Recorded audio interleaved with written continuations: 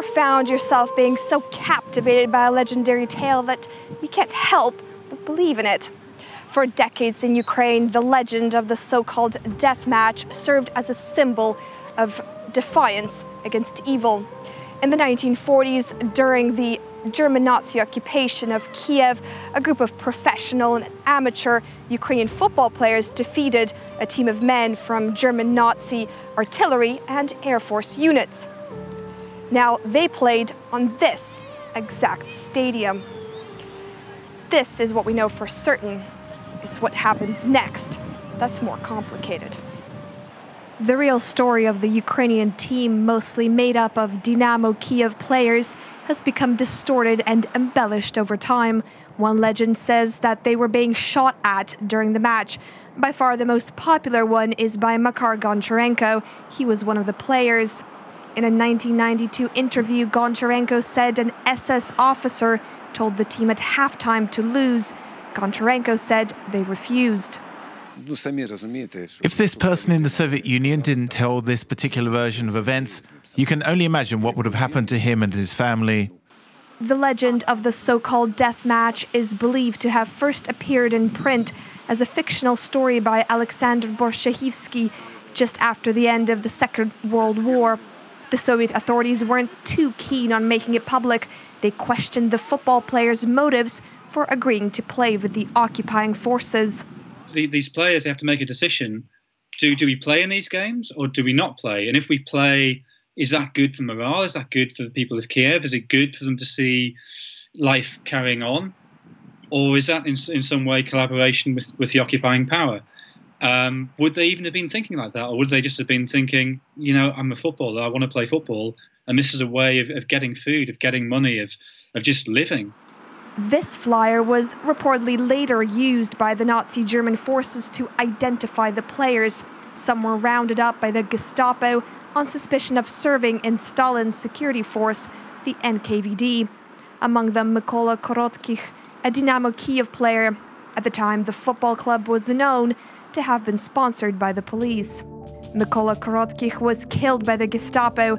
Ivan Kuzmenko, Alexei Klimenko, and Nikolai Trusevich were among the nearly 100,000 people who were murdered in Babi Yar during the Second World War. The four men who were killed after the legendary death match are represented on the monument behind me. They're holding hands, they're united, and their fears. More than 76 years, and questions remain. Were these men killed for humiliating the German Nazi garrison unit in a game of football, or were there other reasons? People's memories are fallible. And that's true of something that happened last week, and even more true of something that happened 70 years ago. So actually finding the truth of this becomes very, very difficult. And the poster you mentioned, I think, is one of the very few concrete bits of evidence we have. Facts about the match printed in Soviet newspapers should be treated with skepticism. After the end of the Second World War, the Soviet propaganda machine was keen to prop up a narrative of patriotism and heroism in the face of the invader. Now, there are only several pieces of credible evidence. There's an audio recording of one of the players. There's a poster calling for match revanche, which translates to revenge match. And there's this photograph, which was reportedly taken right after the death match. One is just the attitude of the players, that they seem quite happy, they seem quite relaxed. Well, that's not... You know, if any of the death match is true, they would not have been relaxed for that game. Secondly, is the people involved. One of them was killed the previous week. One of them is playing for the wrong side. There's a couple of people who should be there who aren't there. So the personnel don't quite fit with what we know.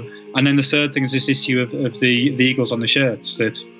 That does seem pretty attested that the Flak Elf side, the Luftwaffe side, wore white shirts with black eagles on the chests, and these are plain white shirts. So, yeah, the photograph does show a game, but I would suggest it's the game against RGS from almost a month earlier.